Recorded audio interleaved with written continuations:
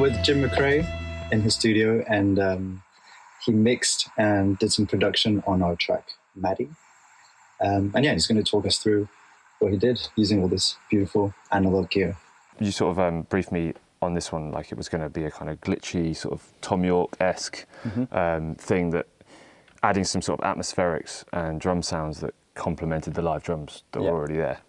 The project wasn't to click. It wasn't to click, yeah. So figuring that one out was the sort of first job, and I ended up tempo mapping. You sent me the drum stems, which ended up looking like this, kind of cool. A bit mad. So how do you do that? You just like play a section, figure out the tempo, and then Logic just has a feature where it will like sort of take the transients and then create a tempo map. Okay, nice. From that that I sent out to this drum machine here,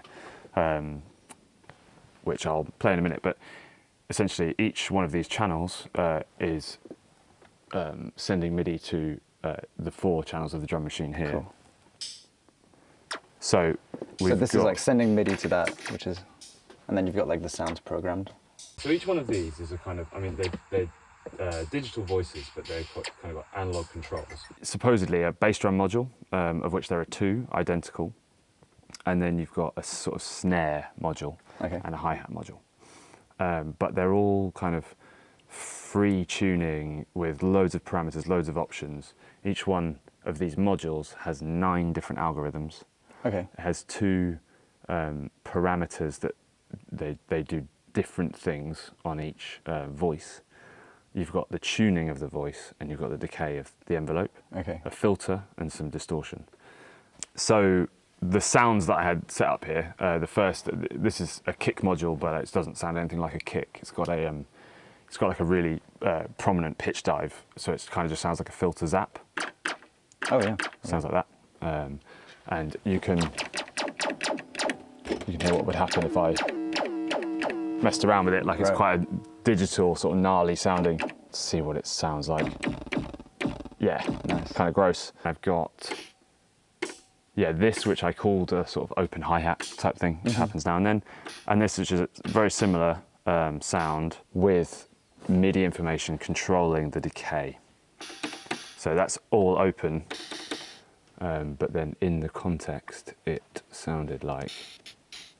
So it's like opening. Right. So it's opening. Oh, that's cool. Yeah. This drum machine's so powerful in that you can, any of the moves you make on any of these parameters, you can record in real time. Automate it. You can automate them, which is amazing. You can even automate the algorithm switches. Wow. So what seems like a 16-step sequencer, you can with only 4 voices, you can make sound like 50 voices if you want. Right. It's pretty hectic.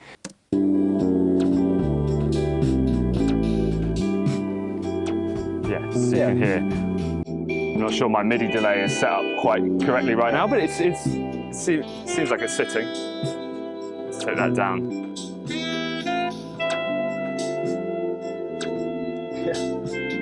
I also used it to create these kind of noise snares. They're just layers that sit underneath. Sit underneath the snare. So I think I was just triggering those manually.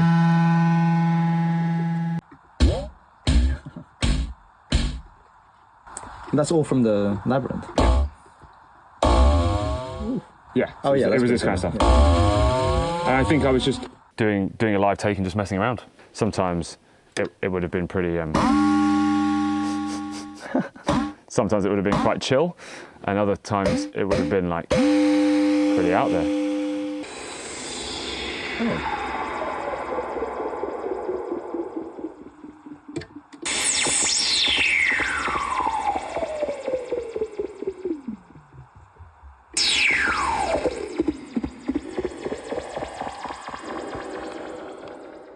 From my understanding, East Coast synthesis is the idea of like subtractive synthesizers, like how Moog are built, how like Dave Smith instruments are built.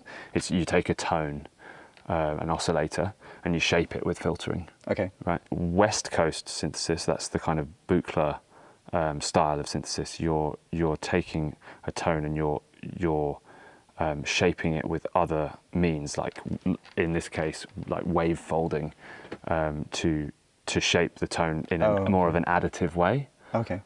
Rather than subtractive, it's more right. additive. For a Moog product to have West Coast synthesis sort of attributes means you get a lot more sort of interesting tones out of it. I'll demonstrate in a minute, but it can get quite gnarly. This stuff, this sort of Atmos.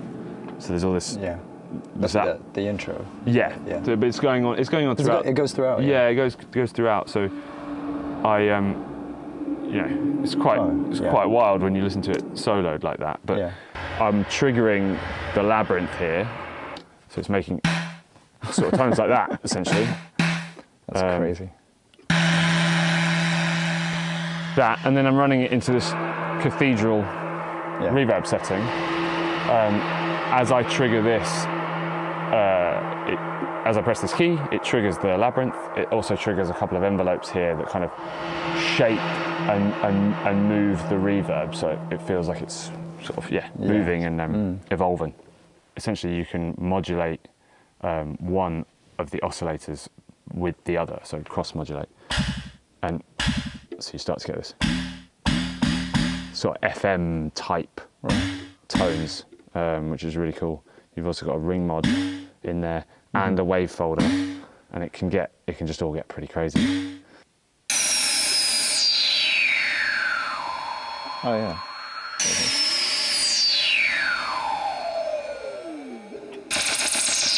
Oh yeah. That kind of thing. Yeah, that's pretty close. Yeah. So it's just you know, affecting Amazing. resonant filters and cross-modulating the oscillators. Painfully loud right now, isn't it? That's so cool. Yeah, it's pretty cool. This is it's kind of a real box, like sort of fun tool to get sound designy kind of. Was that? Yeah, I think this was was the thing you were telling me about. That's like what's like semi-modular or something. Yeah, like that. so you can patch it. You can patch things internally. Yeah. Obviously, I'm not really at the moment. I'm just using it as a manual kind of thing. I'm not in this context. I wasn't making sequences out of it. I was just making like one hit. Just noises. Yeah. So zaps and whatever. Right, but it's really, it's a fun little box of tricks.